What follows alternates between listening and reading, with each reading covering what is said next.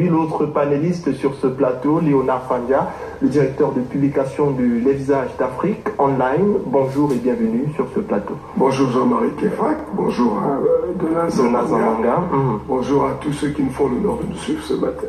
Alors, Sa Majesté Léonard Fandia, comment on peut expliquer ces scènes qui se déroulent dans le nord-ouest, précisément à Bamenda? Il y a quelques jours seulement, un officier de police qui a été décapité, selon les sources, par des combattants séparatistes. Donc, aussi simple que cela, les gens veulent démontrer qu'ils sont encore là et qu'ils sont opérationnels, qu'on n'a pas tenu compte de leur point de vue. Ils auraient peut-être souhaité intervenir en vidéoconférence, on ne leur a pas accordé. Il va de soi qu'ils vont essayer de poser des actes pour dire que les gens ont eu tort de ne pas les associer à ce grand dialogue. Alors jusqu'à quand est-ce que ces combattants-là, ils vont tenir les armes, Léonard Fandia? On a quand même tenu un grand dialogue, on espérait suite à cela, que certains se calment. Moi j'ai dit que le grand dialogue s'est tenu. Il y a eu des recommandations. La balle maintenant est dans le camp du chef de l'État. Le chef de l'État, si tant il est vrai qu'il est un mendiant de la paix, peut aller au-delà même des recommandations.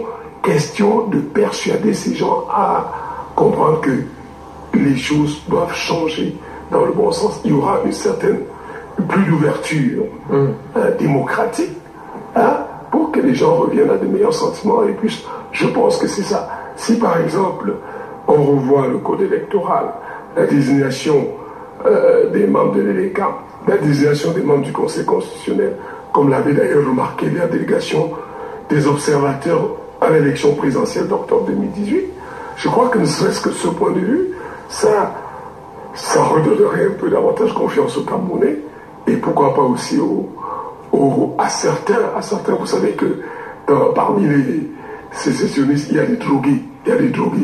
Avec les drogués, quel que soit ce que vous feriez, vous vous attendez à ce qu'ils soient toujours dans la posture des gens mécontents. Alors, Léonard Fandia, vous parliez tout à l'heure de la mise en application de certaines résolutions à l'issue du grand dialogue national. Est-ce qu'on ne court pas le risque, par exemple, que certaines résolutions, si elles sont mises en application, que ça fâche plutôt d'autres personnes?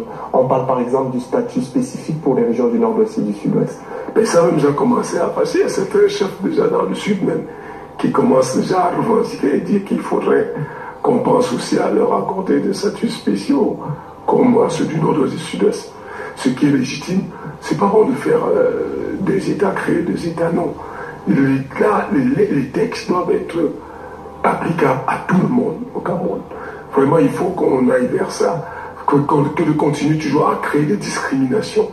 Moi, j'estime que c'est toujours une sorte de discrimination pour faire plaisir à certains qui ne le sont pas, parce qu'il ne faut pas oublier que c'est un chef du sud-ouest. Ils sont rentrés pas du tout contents parce que eux, ils voulaient l'État fédéral.